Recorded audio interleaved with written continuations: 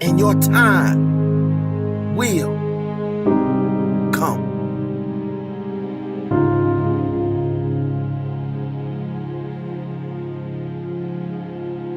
I was weighing like 297 pounds, and I had to make a change in my life. You know, I was at an all-time low, and I wasn't going anywhere, and I was exactly what everybody said I was going to be, which was nothing. This man is a self-made beast, widely considered to be the toughest man on the planet and one of the greatest endurance athletes of all time. I was just an insecure, scared kid, and the only way I could find myself was to put myself through the worst thing possible. He's the only member of the U.S. Armed Forces to complete SEAL training, the U.S. Army Ranger School, and the Air Force Tactical Air Controller training. He's completed the infamous destroyer of men known as Hell Week 3 times, including 2 in a single year, and 1 that he started and finished with multiple stress fractures and a hernia. No one was here to help me. And the feeling I had every morning, I started shaving my head when I was 16 years old. And the feeling I had every morning, I looked in the mirror, was horrible. And I didn't want to feel like that anymore. And how I felt was a kid going nowhere, a kid that was scared. And most kids will accept that and look for help. But the best thing that happened to me, no one helped me. He served in combat in Iraq, was the bodyguard for the Iraqi Prime Minister. He once held the Guinness World Record for most pull-ups in 24 hours at 4,030. No one felt sorry for me. No one looked at me and said, like this day and age, they'll take you in and they'll tell everybody, stop picking on this person. Back then, they didn't care. I had to build calluses in my brain the same way I built calluses on my hands. So I broke the Guinness World Record for pull-ups a long time ago, but I failed at it twice. And I did 67,000 pull-ups in trying to break this record. So to do 4,030 pull-ups, I had to do 67,000 for training for that. He's run eight consecutive 100-mile races over 8 back-to-back weekends. He ran over 7,000 miles in a single year, and that is the equivalent of running 267 marathons. I saw myself as the weakest person God ever created. He had to have a goal. My goal was the only person that's going to turn this person around is me.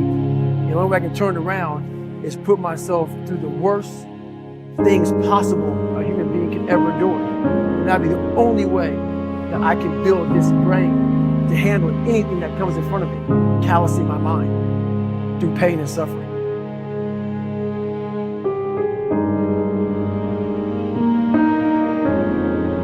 The only way you're ever going to get to the other side of this journey is you have got to suffer to grow. To grow, you must suffer. I'm afraid of my shadow. How can I overcome that? Go in the military, get your kicked, do things you hate to do. Be uncomfortable every day of your life. Roger that. I'm not the smartest kid in the world. Okay. Instead of somebody saying, oh no, you're smart. No, don't say that to yourself. I said to myself, no, I'm a dumb mother. Okay, roger that. How you get smarter? Educate yourself. So the things that we run from the truth. We're running from the truth, man. So the only way I became successful was going towards the truth. As painful and as brutal as it is, it changed me. It allowed me to become, in my own right, who I am today. If you can, for the rest of your life, live inside of yourself, stop listening to people who are calling you fat, gay, transsexual, and everything that is makes no sense. All these insecure people putting their insecurities on you, you gotta flush it out. You gotta just be whoever the hell God or whatever the hell you believe in. If you believe in nothing but yourself, I don't care what it is. You gotta take everything and throw it away. You have to believe in one thing, and that is yourself.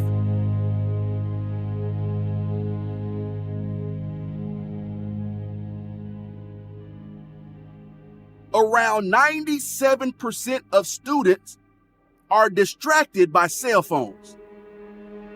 Are you a part of that 97%? when you want to succeed as bad as you want to breathe, then you'll be successful. Whether your distractions are text messages, checking emails, surfing the web, playing games, or scrolling through social media, the fact remains that it is a distraction. I'm saying to you today that there are some of you, if you give up your cell phone, you would be successful. But your cell phone is more important to you than your success. Stop wasting time on your cell phone. Facebook isn't going anywhere. Instagram will still be here this weekend. Focus on your dreams. Focus on your studies. Focus on your goals and aspirations. Put the thing down. Look up. You're missing stuff. What is the long-term effect of too much information? We don't know, but we're finding out. Focus on becoming a better you. A better you that is not distracted by unnecessary things. You gotta cut off the cell phone. You gotta no TV. There were those of you who were watching the game last night who really didn't have no business watching these boys win a national title, going to the NBA, make $1 million. You didn't have no business watching it because you're not where you need. One that is determined to succeed and not scroll. That is determined to prosper and not post. To grow all day and not game all day. Stop wasting time on your cell phone. And when you get to the point where all you want to do is be successful, as bad as you want to breathe, then you'll be successful. It's about you and your future. It's about your grades. It's about your dreams. Ultimately, it's about your life. The time you spend on your cell phone could be used for your success. The time you could be using to be successful, you're using it on the cell. And the cell phone is not bringing you nothing but a bill. Is your life more important than that app, than that game, that post? I need cell phones off. Listen to me. Some of you gonna be broke for the rest of your life because of that little thing on the side. You're gonna be broke for the rest of your life because of a little cell phone. We're so plugged into our cell phones that we become blind to the world around us.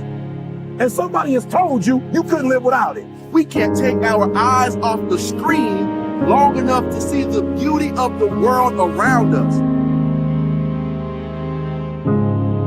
It don't matter whose fault it is that something is broken if it's your responsibility to fix it. For example, it's not somebody's fault if their father was an abusive alcoholic, but it's for damn sure their responsibility to figure out how they're going to deal with those traumas and try to make a life out of it.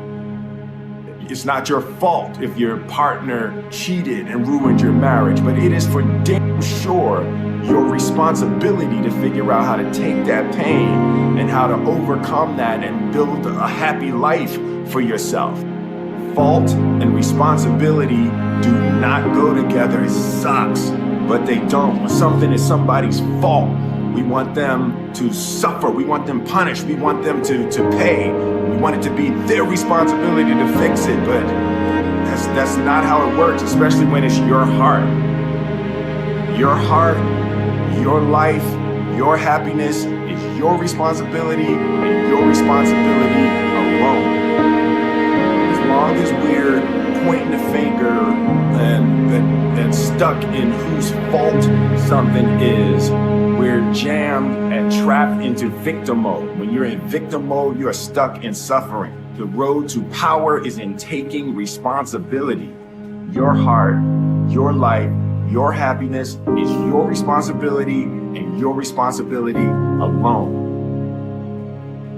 You can make a person smile, you can make a person feel good, you can make a person laugh, but whether or not a person is happy is deeply and totally and utterly out of your control.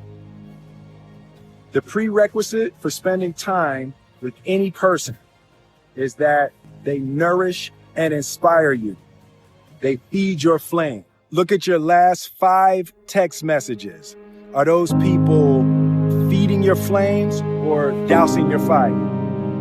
Put your phone down for just a second and look around. Look to the people around you. Are those people throwing logs on your fire or are they pissing on it?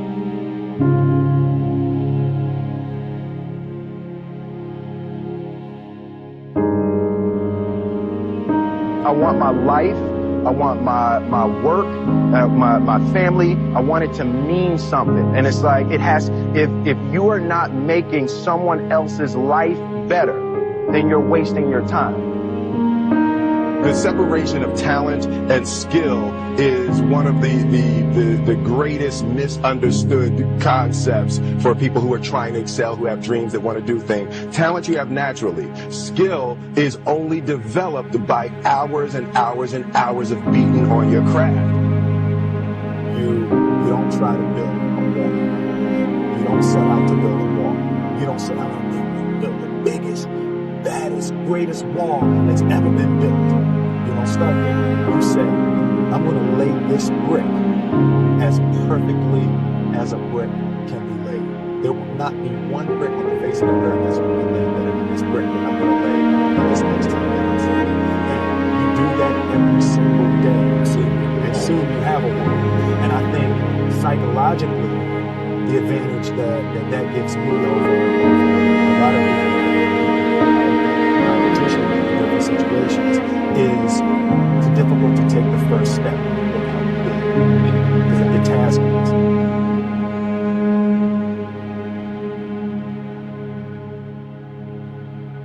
The definition of who I am is very clear to me, and it also redefines who I want to be. In that I know for a fact that I'm stronger than I thought I was. You can't help but ask yourself the question, what would I do if I was in Muhammad Ali's shoes? I'm motivated by fear. I hate being scared to do something. And I think what developed in my early days was the attitude that I started attacking things that I was scared of. Why were you scared in your bed the night before? What do you need that fear for? Just don't go. Why are you scared in your bed 16 hours before you jump? Why are you scared in the car? Why could you not enjoy breakfast? Fear of what? You're nowhere even near the airplane. Everything's up to the stepping out. There's actually no reason to be scared. It only just ruins your day. You don't have to jump.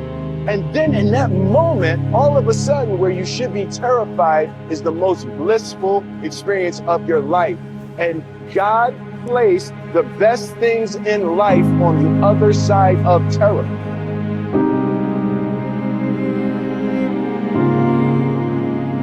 And they had the nerve to count you out.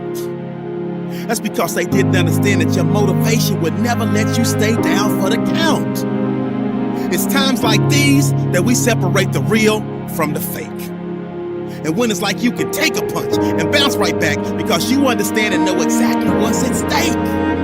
It's times like these that we separate the real from the fake. And when it's like you can take a punch, bounce right back because you understand and know exactly what's at stake. It's money time, baby. And this is for all of the martyrs. It's put up or shut up, survive in advance, win or go home. And that's why you spend all those hours grinding. That's why you spend all those hours pushing yourself to the limit. You spend all those hours running. That's why you spend all those hours sacrificing. You spend all those hours sweating because you know there will be no time for regretting, fretting, or letting yourself or your teammates down.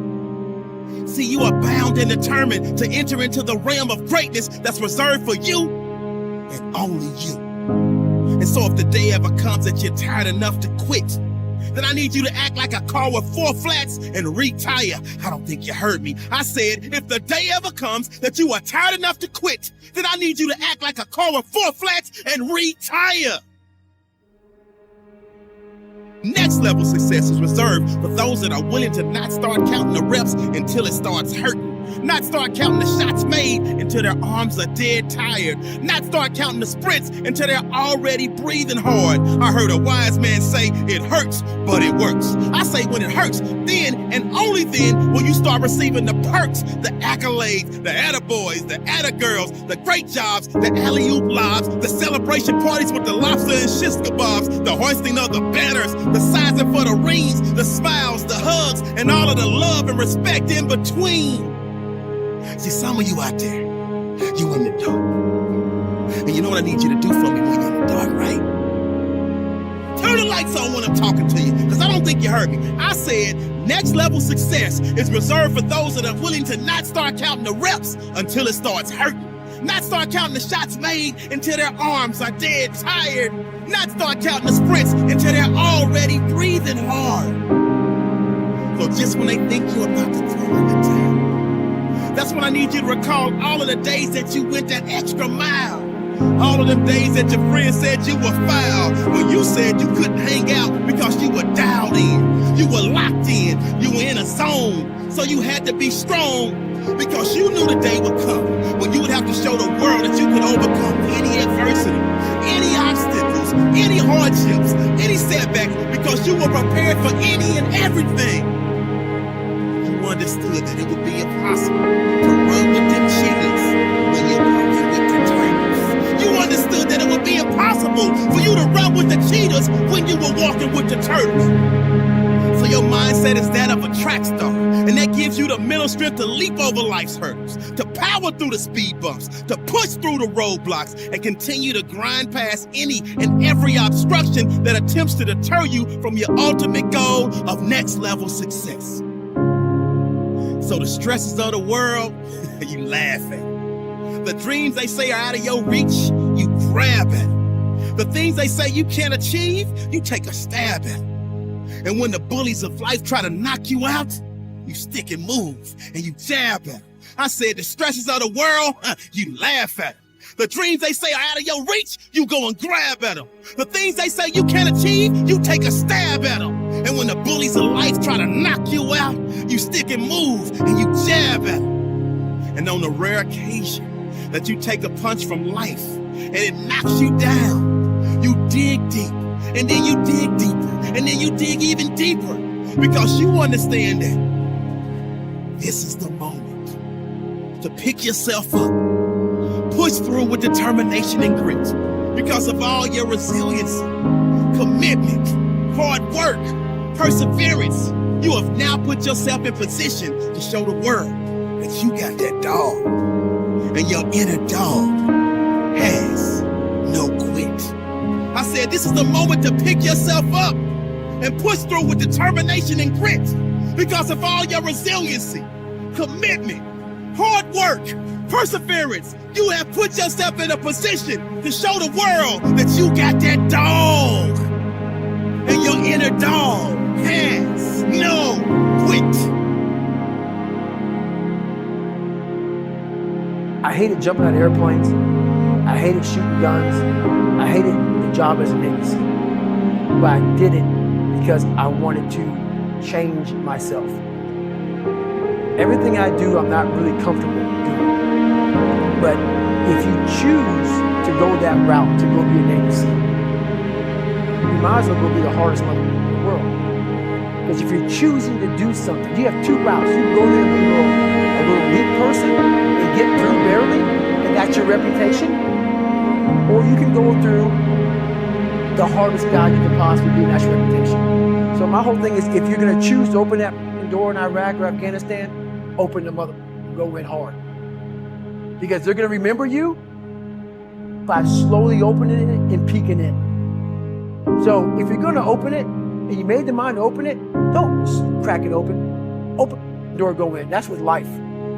If you're choosing to do something, attack it. Because they're gonna remember you as not attacking it. So I want to be remembered. You can hate me, but there's one thing you can't say about me. I didn't attack it. So that's the mentality to have. If you're gonna do something, you might as well attack it, because you can do it anyway. Right. Who on this earth would still be going right now? You are. You are.